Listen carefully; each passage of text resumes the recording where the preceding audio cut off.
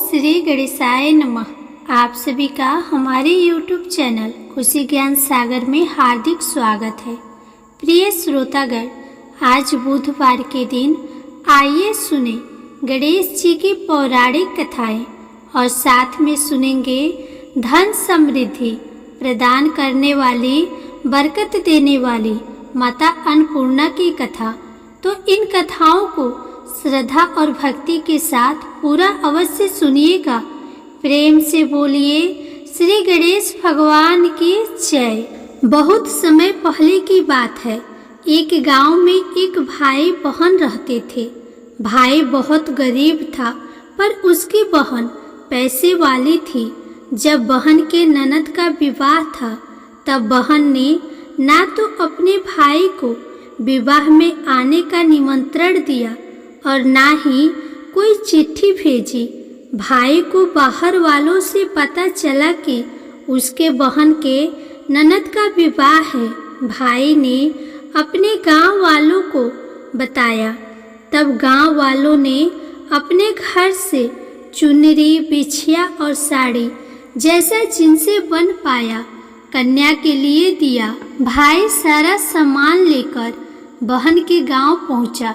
बहन के घर जाने पर बहन की देवरानी बोली, भाभी जी, आपके भाई आए हैं।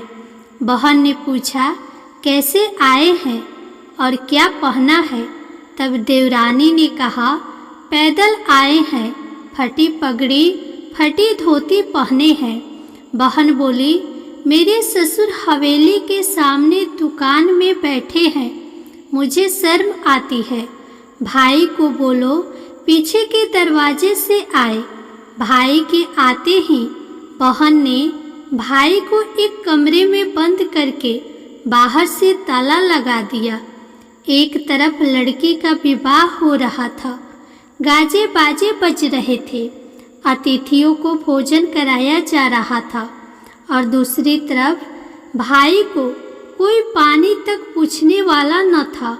तभी भाजे की बहू को दया आई और उसने दरवाज़ा खोल दिया। दरवाज़ा खोलते ही भाई वहाँ से भागा। 2 दिनों के भूखे प्यासे रहने के कारण उसे चक्कर आने लगे। रास्ते में एक गणेश जी का मंदिर था, वहाँ जाकर गिर गया और रोते रोते गणेश भगवान को अपनी व्यथा सुनाई और बोला, हे गणेश जी महाराज, आज मेरी गरीबी के कारण से मेरी सगी बहन ने मुझे धिक्कार दिया। घर जाने पर मेरी पत्नी, मेरे बच्चे जब पूछेंगे कि विवाह से क्या मिठाई लेकर आए हैं, तो मैं क्या जवाब दूंगा? तब गणेश जी को उस पर दया आ गई और गणेश जी भगवान बोले, मेरे बगीचे से ककड़ी और तरबूज तोड़कर ले जा। तब भाई ने ककड़ी तोड़कर झोला भर लिया और अपने घर गया। घर जाते ही बच्चों ने पूछा, पिताजी, बुआ के यहाँ से हम लोगों के लिए क्या लाए हैं? झोला खोलते ही छोटे तरबूज सोने के गेंदे में बदल गए। बाकी तरबूज काटे तो उनमें से हीरे मोती निकले। पत्नी बोली, आप बहन के घर से इतना कुछ क्यों लाए हैं? आपकी बहन ने हम लोगों को बहुत ज़्यादा दे दिया है। भाई ने कुछ भी जवाब नहीं दिया। गणेश भगवान की कृपा से उनके दिन बदल गए। भाई का काम धंधा जोरों से चलने लगा। धीरे धीरे गहने, कपड़े, रहने के लिए मकान बन गए। पत्नी बोली, एक बार ननद जी को बुलाकर लाओ। भाई नए कपड़े, नए जूते पहनकर रथ में बैठकर बहन को लेने गया। देवरानी बोली, भाभी जी, आपके भाई आए हैं। बहन ने फिर पूछा, कैसे आए हैं और क्या पहना है? तब देवरानी बोली, रथ में बैठकर खूब ठाठ बाट से आए हैं। बहन बोली, मेरे भाई को बोलो कि हवेली के सामने से आए, मेरे ससुर देवर जेठ देखेंगे। भाई का बहन ने खूब स्वागत किया। भाई बोला, बहन, मैं तुम्हें लेने आया हूँ। तब बहन ने कहा, मुझे भी बहुत दिन हो गए हैं, चलो मैं चलती हूँ। भाई बहन को लेकर अपने घर आया। भाई और उसकी पत्नी ने बहन का खूब आदर सत्कार किया। जो चीज़ें मांगी सब बनवा कर दिया। बहन बोली, भाई मुझे एक जूती चाहिए। तब भाई ने मोची को बुलाया और कहा, मेरी बहन के लिए ऐसी जूती बनाओ जो मुंह से बोले। भाई ने बहन को बहुत सारा धन देकर विदा किया, पर अभी तक वह जूती नहीं आई थी। बहन जाने वाली थी, तभी मोची जूतियाँ लेकर आया। बहन की जूती पहनते ही जूतियाँ बोली, निर्धन भाई की पैसे वाली बहन, गणेश जी का बगीचा नहीं होता तो आज क्या करती। बहन तब भाई की पत्नी से पूछी, ये कहाँ से आवाज़ आ रही है। तभी भाई ने कहा, सुबह का समय है, कोई जीव जंतु बोल रहे होंगे। भाई ने घोड़े गाड़ी को जल्दी जाने को कहा। बहन के जाते ही पत्नी जिद करके बैठ गई कि जूतियाँ क्या बोल रही थी। तब पति ने अपनी पूरी आप बीती सुनाई कि कैसे बहन ने मुझे 2 दिन भूखा रखा, कमरे में बंद कर दिया था। भांजे की बहू ने दरवाज़ा खोला, तब मैं बाहर आया और गणेश जी के शरण में जा पहुंचा। गणेश जी की कृपा से हमारे दिन बदले हैं। उसने अपनी पत्नी को सारी बात बताई। तब पत्नी बोली, अगर मुझे मालूम होता तो मैं आपकी बहन को कुछ नहीं देती। मेरा दिया हुआ सब कुछ वापस लेकर आओ। तब पति बोला, गणेश भगवान ने हमें सब दिया है। अगर वह मुझे भूखा प्यासा कमरे में बंद नहीं करते तो मैं गणेश भगवान के मंदिर में क्यों जाता। क्या मैं गणेश जी को अपना दुखड़ा सुनाता। तुम अपना मन मैला मत करो। अपने पर तो गणेश जी की कृपा है और किस चीज़ की कमी है। फिर दोनों गणेश जी के आगे झुककर प्रणाम करते हैं और जयकारा लगाया। हे गणेश जी महाराज, जैसी कृपा आपने गरीब भाई पर करी, वैसे ही अपने सभी भक्तों पर अपनी कृपा बनाए रखना। तो प्रेम से बोलिए श्री गणेश महाराज की जय। अब आइए गणेश जी महाराज की अगली पौराणिक कथा सुनते हैं। एक बार देवी तुलसी विवाह हेतु वर ढूंढने के लिए तीर्थ यात्रा पर निकली थी और ढूंढते ढूंढते वह गंगा किनारे पर पहुंच गई। उस वक्त गणेश भगवान गंगा किनारे तप कर रहे थे। उन्हें देखते ही देवी तुलसी उन पर मोहित हो गई और उनके मन में गणेश भगवान से विवाह की इच्छा उत्पन्न हुई। फिर देवी तुलसी ने गणेश जी के पास जाकर उनका ध्यान भंग कर दिया। आंखें खोलने के बाद गणेश भगवान के सामने देवी तुलसी खड़ी थी, लेकिन सामने एक स्त्री है, इसलिए अपने क्रोध को नियंत्रण में रखकर गणेश भगवान ने पूछा, आप कौन है देवी और मेरा ध्यान भंग करने का क्या कारण है। जवाब में देवी तुलसी ने अपने परिचय के साथ गणेश जी से विवाह की बात कर ली। उत्तर में गणेश जी बोले, देवी मैं ब्रह्मचारी हूँ, उस वजह से मैं विवाह नहीं कर सकता। अपने विवाह प्रस्ताव के लिए ना सुनने के बाद देवी तुलसी क्रोधित हो गई और उन्होंने गणेश जी को श्राप दे दिया कि उनका ब्रह्मचर्य टूटेगा और उनके 2 विवाह होंगे। इस बात पर गणेश भगवान भयंकर क्रोधित हो उठे, क्योंकि एक तो वह स्त्री है,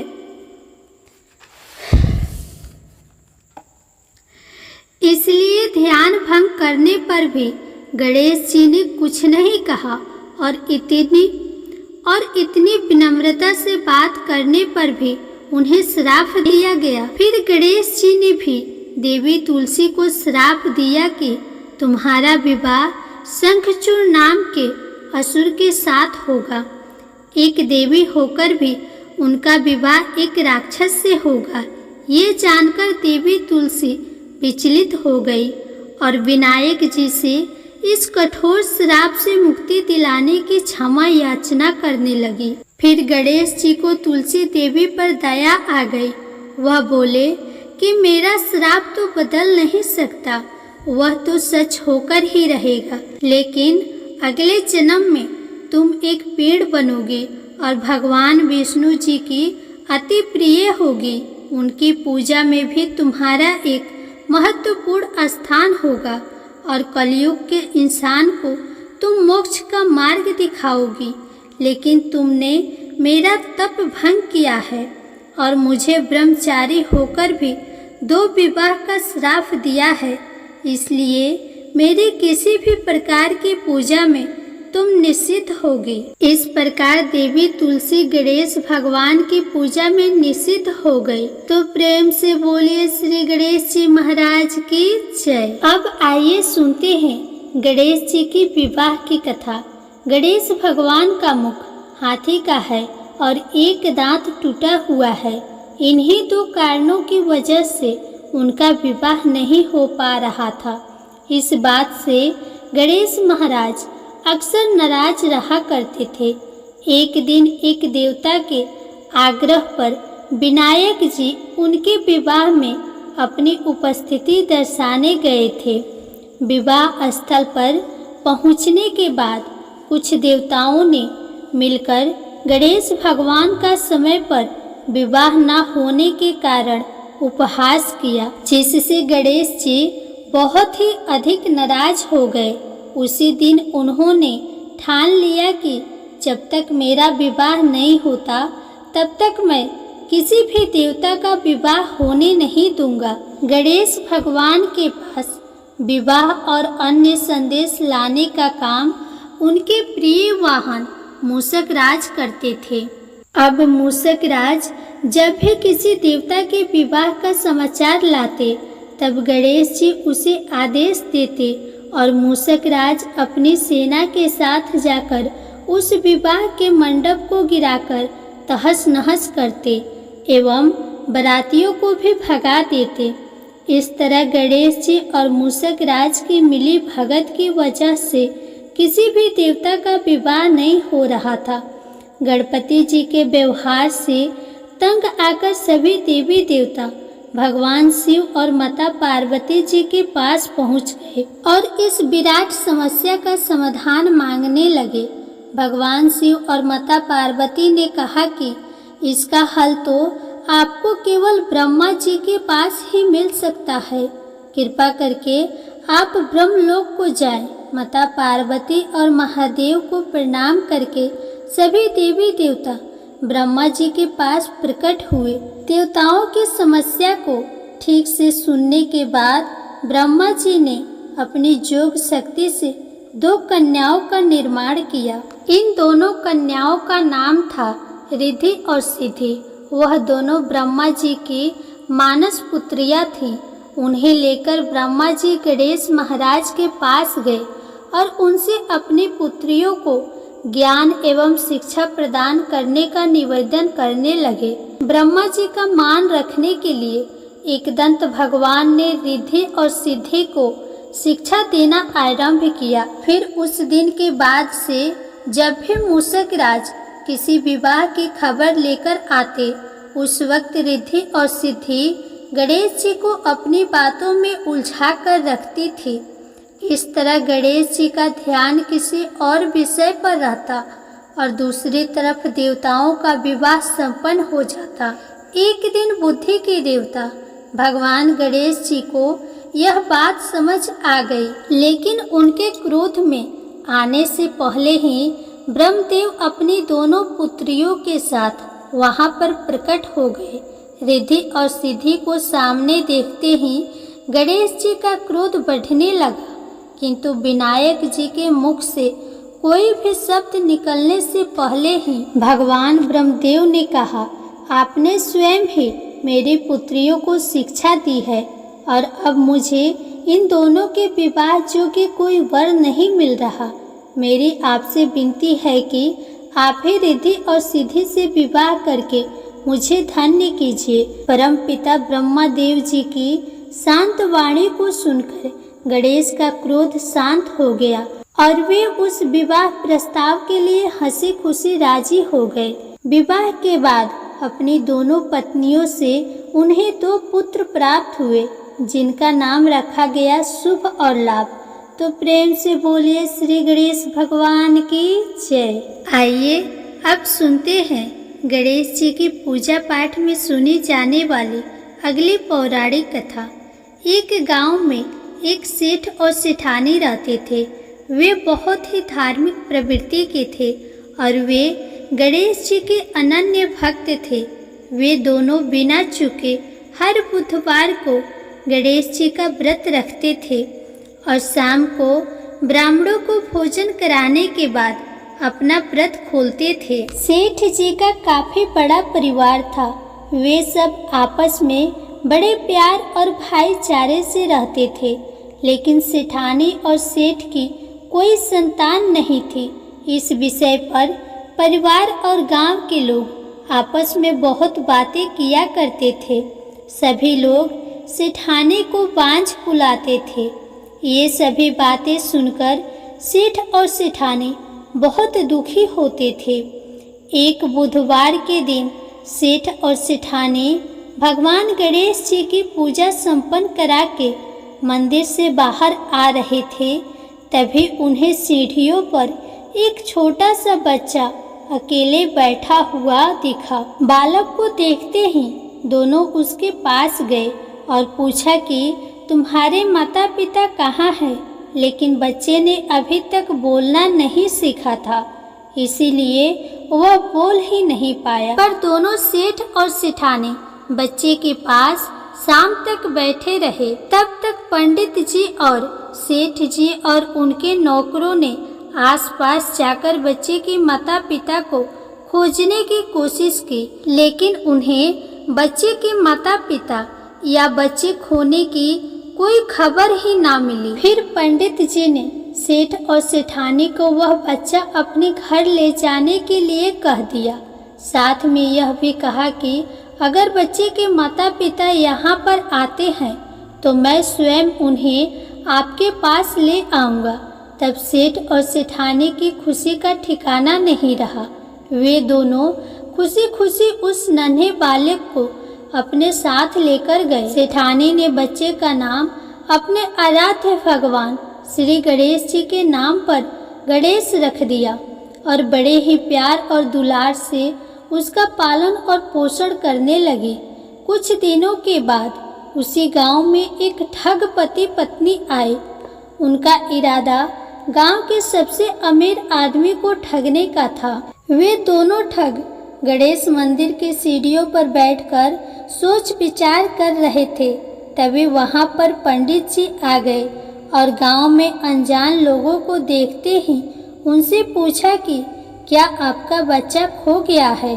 दोनों चोरी चकारी के लिए बहाना ढूंढ रहे थे, इसीलिए उन दोनों ने तुरंत ही हाँ कह दिया। तब पंडित जी ने कहा कि चिंता की कोई बात नहीं है, आपका बच्चा एक सेठ जी के घर पर पल रहा है। पंडित जी उन दोनों ठग को सेठ जी के घर पर ले गए। गणेश के माता पिता आ गए हैं, यह खबर सुनकर सेठ और सेठानी बहुत दुखी हुए। सेठ जी ने उन दोनों पति पत्नी को एक रात के लिए अपने अतिथि गृह में ठहराया। अब वह दोनों ठग सिर्फ मौके की फिराक में ही थे। उसी रात सभी लोगों के सो जाने के बाद वे ठग एक एक करके सभी कमरों की तलाशी करने लगे। फिर वे दोनों तिजोरी वाले कमरे में पहुंच गए। छानबीन के वक्त होने वाली छोटी मोटी आवाज़ों से सेठ जी का एक नौकर जग गया और आवाज़ की दिशा में तिजोरी वाले कमरे के नज़दीक गया। उसने चुपके से अंदर जब झांककर देखा तो दोनों ही मेहमान कीमती सामान चुरा रहे थे।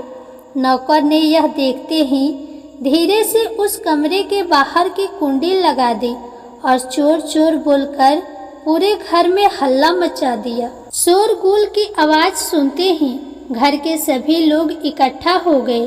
तब सेठ जी ने उन दोनों चोर पति पत्नी को कमरे से बाहर निकाला और सुबह ही पंचायत में हाजिर कर दिया। सेठ जी ने सरपंच जी को पूरा मामला बताया और कहा कि ये दोनों तो चोर है, अब हम पुत्र गणेश को इन दोनों को नहीं देंगे। लेकिन वे दोनों ठग पति पत्नी अपने जिद पर ही अड़ गए और बच्चे को ले जाने की जिद करने लगे। सरपंच जी ने इस गंभीर समस्या का एक तोड़ निकाला। उन्होंने सेठानी और दूसरी औरत को गणेश जी के सामने खड़ा कर दिया और कहा कि जिसके भी आंचल से दूध की धार गणेश के मुंह में जाएगी, वह बालक गणेश उसी के पास ही रहेगा। फिर वे दोनों अपने अपने आंचल मुंह के सामने फैलाकर खड़ी हो गई। सेठानी जी मन ही मन भगवान गणेश के नाम का जप कर रही थी। देखते ही देखते गणेश भगवान की कृपा से सेठानी की आंचल से दूध की एक धार गणेश के मुंह में गिरी और इस तरह बालक गणेश हमेशा के लिए सेठ और सेठानी के साथ रहने लगा। बोलिए श्री गणेश भगवान की जय। प्रिय श्रोतागण, अगर आपको यह कथा पसंद आई हो तो इस वीडियो को लाइक करके कमेंट बॉक्स में गणेश भगवान की जय जरूर लिखें। साथ ही चैनल को सब्सक्राइब भी कर दें।